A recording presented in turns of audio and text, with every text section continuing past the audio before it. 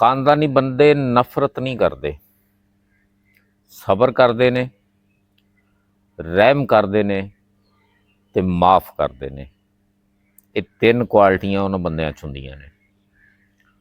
ਤੇ ਦੂਸਰੀ ਗੱਲ ਹੈ ਕਿ ਜਿਸ ਬੰਦੇ ਨੂੰ ਪਹਿਲੇ ਤੁਸੀਂ ਬੁਰਾ ਕਹਿੰਦੇ ਹੋ, ਉਹਨੂੰ ਪਰਿਆਂ ਦੇ ਵਿੱਚ ਤੁਸੀਂ ਬੁਰਾ ਕਹਿ ਕੇ ਆਉਂਦੇ ਹੋ, ਕੱਲ੍ਹ ਨੂੰ ਉਹ ਤੁਹਾਨੂੰ ਸੱਦਦਾ, ਤੁਸੀਂ ਫਿਰ ਜਾਂਦੇ ਜੇ ਉਹਦੀ ਮਹਿਫਲ ਦੇ ਵਿੱਚ, ਫਿਰ ਉਹ ਬੁਰਾ ਉਹ ਨਹੀਂ, ਫਿਰ ਬੁਰੇ ਤੁਸੀਂ ਜੇ ਕਿ ਜਿਹੜਾ ਤੁਸੀਂ ਆਪਦੇ ਮਤਲਬ ਦੀ ਖਾਤਰ ਦੁਬਾਰਾ ਉਹਦੇ ਬੂਹੇ 'ਤੇ ਜਾਂਦੇ ਹੋ।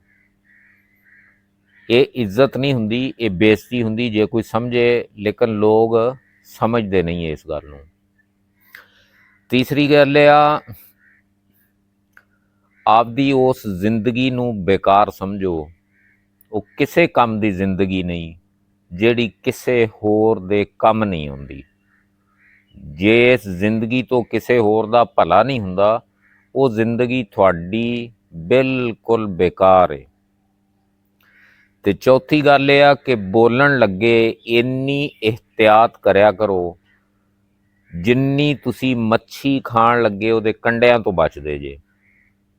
ਮੱਛੀ ਦੇ ਕੰਡੇ ਤਾਂ ਸਿਰਫ ਜਿਸਮ ਨੂੰ ਤਕਲੀਫ ਦਿੰਦੇ ਨੇ ਤੇ ਤੁਹਾਡੇ ਬੋਲੇ ਹੋਏ ਲਫ਼ਜ਼ ਜਿਹੜੇ ਹੈਗੇ ਨੇ ਉਹ ਦਿਲ 'ਚ ਹੀ ਸੱਟਦੇ ਨੇ। ਇਸ ਵਾਸਤੇ ਇਸ ਗੱਲ ਤੋਂ ਬੋਲਣ ਲੱਗੇ ਖਾਸ ਕਰ ਜਿਹੜਾ ਹੈਗਾ ਨਾ, ਖਿਆਲ ਨਾਲ ਬੋਲਿਆ ਕਰੋ ਵੀ ਕਿਤੇ ਕੋਈ ਲਫ਼ਜ਼ ਕਿਸੇ ਨੂੰ ਤਕਲੀਫ ਨਾ ਦੇ ਦੇਵੇ। ਮੇਰੀਆਂ ਗੱਲਾਂ ਚੰਗੀਆਂ ਲੱਗੀਆਂ ਹੋਣ ਤੇ ਅੱਗੇ ਸ਼ੇਅਰ ਕਰ ਦਿਆ ਜੇ। ਮੇਰੇ ਪੇਜ